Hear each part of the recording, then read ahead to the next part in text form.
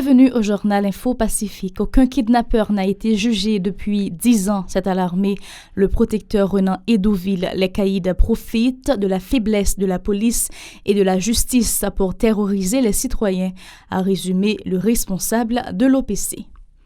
L'OPC et le PNUD ont lancé mercredi le projet de vulgarisation des normes juridiques de garantie judiciaire, la responsabilité des bureaux d'assistance légale et de promotion des droits des détenus. Vive tension mercredi matin à l'avenue John Brown, communément appelée l'ALU, bloquée par les agents du service de l'immigration pour réclamer la libération de leur collègue Johnson Joseph, enlevé le 12 octobre.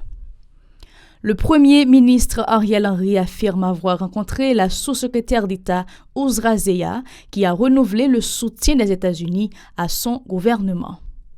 Le syndicat des employés du système national de formation professionnelle plaide en faveur de la relance des centres de formation publique à travers les différentes régions du pays. Restez branchés pour les détails.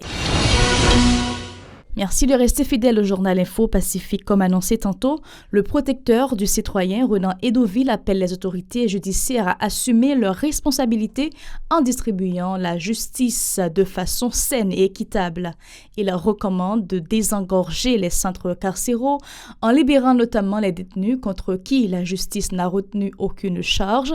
Par ailleurs, Renan Edoville a indiqué qu'aucun kidnappeur n'a été jugé en Haïti depuis une dizaine d'années, ajoutant que les caïds profitent de la faiblesse de la police nationale et du système judiciaire pour imposer leurs lois dans la cité. Ces déclarations ont été recueillies par Esdras Jeudi et Estravansky Deramo. Au niveau de l'OPC, nous voulons profiter de l'occasion ça pour nous dire une chose en une phrase. Moun qui n'a pas aucune charge qui est retenue contre eux, qui a fait la prison préventive, faut que le tribunal tende yo. Moun qui déjà purgé peine yo, qui retourne dans prison, peut-être parce que yon pour verser yon monnaie quelconque, il faut que yo permette moun sa yo recouvrer liberté yo. Dernier cas de jugement de kidnappeur en Haïti, nous sommes capables de dire ça remonter sans risque de nous tromper depuis avant le séisme du 12 janvier 2010. L'Office de la protection du citoyen et de la citoyenne OPC a procédé mercredi au lancement du projet de vulgarisation des normes juridiques de garantie judiciaire, la responsabilité des bureaux d'assistance légale et de promotion des droits des détenus.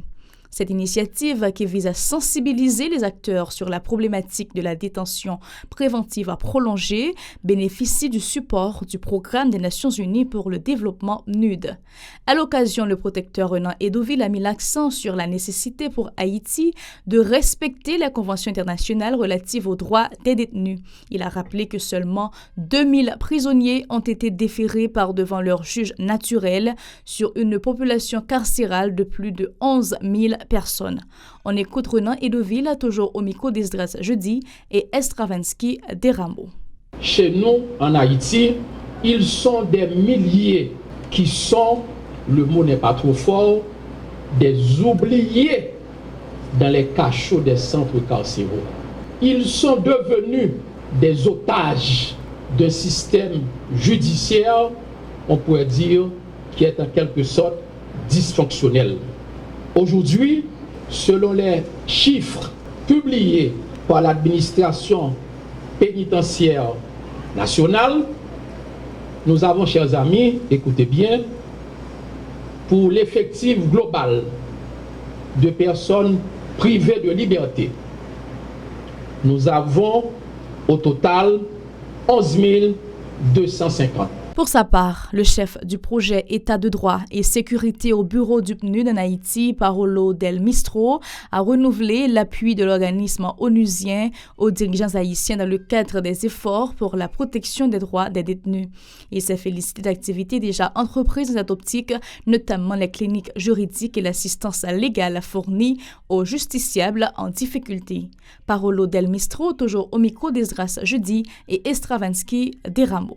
Nous procédons ce matin au lancement des activités de vulgarisation des droits des détenus et des mécanismes de protection des dits droits à travers les bureaux d'assistance légale et les cliniques juridiques. Mesdames, Messieurs, je saisis cette occasion de célébration pour renouveler le soutien du Programme des Nations Unies pour le développement et de ses bailleurs de fonds aux diverses initiatives visant la promotion et la protection des droits des détenus.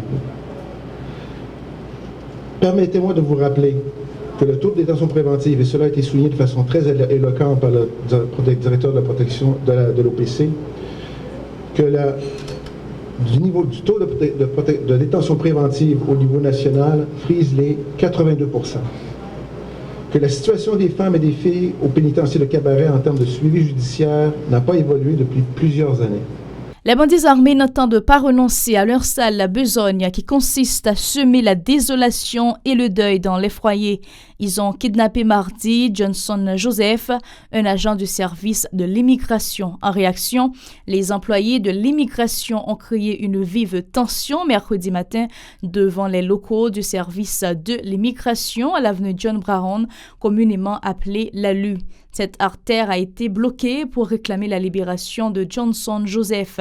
Ils avaient érigé des barricades de pneus enflammés sur la chaussée, paralysant ainsi la circulation automobile pendant des heures. Ils s'insurgent contre des soldats des Nouvelles Forces armées d'Haïti qui tentaient de les disperser à l'aide de tirs. Écoutons leur réaction au micro d'Aubert Charles et Mackerson Mexil. L'armée vient là, l'armée tire sur nous là, le tire sur pour l'immigration. L'armée, après ça, pas nous pression, mais après ça, pas créer ça. L'armée vient là, tire sur nous là, que on pile les autres là, je passe par la force. Après kidnapping ça, on nous dit que ça, ah bon, kidnapping n'est pas les employés à la Cali. Non, hier, qui est la Cali. Hier soir, kidnapping employé, après la Cali. Bon, comme tu dis, on a dans zone là, plein, on est tout. Objectif mobilisation ça je dis c'est parce que yo kidnappé nos collègues de travail nous là qui sont pour l'immigration hier à 5h bon l'espoir de bouquet pendant le pral maman qui malade qu'elle peut transporter vers l'hôpital pour en urgence. Par ailleurs, les manifestants ont fustigé le directeur général AI de la police nationale Léon Charles qui s'accroche au commandement de l'institution en dépit de son incapacité manifeste à juguler l'insécurité. Les contestataires qui réclament le départ de M. Charles l'accusent ainsi que la plupart des autorités de l'État d'être de connivence avec les bandits armés qui terrorisent la population à longueur de journée. Écoutons. Léon Charles a kidnappé sécurité. Il a kidnappé mon match ça va me dire. On a voulu tirer revendication pour faire des choses. Pendant ce temps, le pays a pas de sécurité. Léon Charles s'est kidnappé la sécurité là dans le pays. Nous-mêmes nous pas en valeur. Citoyens honnêtes pas en valeur. OK chef, nous demandons pour la guerre employée. Imaginons, immigration, c'est instance pays. Nèg choisi pour kidnapper un employé immigration. Plus loin, les manifestants menacent de ne pas reprendre du service à la direction de l'immigration et de l'émigration si les malfrats ne relâchent pas leurs collègues, ce qui risque de paralyser notamment toutes les activités de fabrication et de livraison des passeports. Écoutons-les toujours au micro d'Aubert de Charles et Mackerson Mexil. On a demandé libération Johnson parce que l'employé immigration a touché moins que 20 000 gouttes. Et nous connaissons qui quantité comme il a demandé 1 million. Côté jeune garçon ça prend comme ça pour le bail pour libérer. A fait kidnapping ça volant président ton travel, matin du ton travel, kounya là, nèg la monter machine pour aller maman, puis aller au kidnapper, di parti cabrit, l'argent remonté yo di beaucoup comme le bail. Et moi ti gebi, m'donne que police nationale là, ça obéit non mais mon a prendre. À partir de jeudi, nous ba jeudi depuis on pas libérer Johnson, c'est que tout vol a bloqué dans le pays parce que c'est l'immigration qui met des sous entrées, qui met des sous sorties. Et puis tout bureau immigration a fermé jusqu'à ce que ils libéré Joseph Johnson parce que Joseph Johnson c'est 15 000 gouttes d'ap touché. C'est 15 000 gouttes d'ap touché, pas de cop. Vous demandez combien de millions de dollars, pas de cop. Le Premier ministre Ariel Henry a rencontré mardi la sous-secrétaire d'État Ozra Zeya dans le cadre de sa mission en Haïti et au Panama. Le dialogue inclusif, les élections, l'aide américaine à la police nationale, la migration ont été notamment évoqués Au cours de cet entretien, ça a félicité Ariel Henry. Madame Zeya a aussi visité les locaux de l'École nationale de police à Frères. Elle était accompagnée du DGAI de la PNH Léon Charles, contesté par plus d'un en raison de l'insécurité permanente qui traumatise les citoyens. La diplomate a réaffirmé l'appui du département d'État à M. Charles. Elle a promis, entre autres, le renforcement de la police communautaire, du service de renseignement, ajoutant toutefois qu'il est vital de démanteler les gangs armés qui terrorisent la population. Le syndicat des employés du système national de formation professionnelle plaide en faveur de la relance des centres de formation publique à travers les différentes régions du pays. Une démarche qui favorisera la création d'emplois, particulièrement chez les jeunes qui seront également épargnés par la délinquance, a fait savoir Jean-Marie Léveillé, responsable du syndicat. Il souligne que le développement socio-économique restera toujours un vœu pieux, sans notamment la valorisation des centres de formation professionnelle. Écoutons-le au micro de Bert Charles et Mackerson Mexil.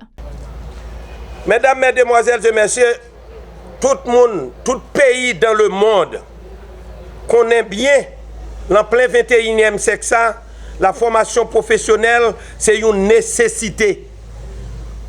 Un outil, ou bien, pour dire mieux, une dynamique efficace pour briser l'oisiveté par des formations. Qui donc, la formation professionnelle responsable en grande partie pour émancipation socio-économique pays nous. INFP nous capable de dire que depuis quelques années, pas de contrôle système. Parce que nous allons parler de politisation tout à l'heure, système politisé. INFP perdit contrôle et sentio depuis quelques années. Plus loin, Jean-Marie Léveillé invite le gouvernement à créer de nouveaux centres de formation professionnelle pour permettre à un plus grand nombre de citoyens de se doter d'un métier pour assurer leur survie et celle de leur famille. Le syndicaliste réclame aussi le recyclage des formateurs en vue de mieux préparer les futurs professionnels qui seront déployés sur le marché de l'emploi. Pour Jean-Marie Léveillé, l'Institut national de la formation professionnelle INFP ne devrait pas être instrumentalisé par les autorités. Sa déclaration. Problème yo, nous pral prendre quelques. Premièrement, nous sommes capables de dire que système formation professionnelle là, il y a 3 bureaucrates là-dedans, son système technique lié. L'État fait pour gagner 25% de bureaucrates, 75% de techniciens. C'est comme ça pour lier. Deuxièmement, il y a un paquet de cadres, il y a un pile cadre qui est un système formation professionnelle là, qui parle en place. Troisièmement, bureaucratie, système formation professionnelle là, il trop lent. Il n'est pas possible pour une demande de nomination, une demande de régulation faite pour bagay qui pour t'apprendre 2 semaines, 3 semaines, la prend 1 an, 2 ans. Bureaucratie, ça trop lent, ça perturbe bonne marche d'une institution. C'est ici que nous mettons fin au journal Info Pacifique. Restez branchés, madame, monsieur, pour la suite des programmes.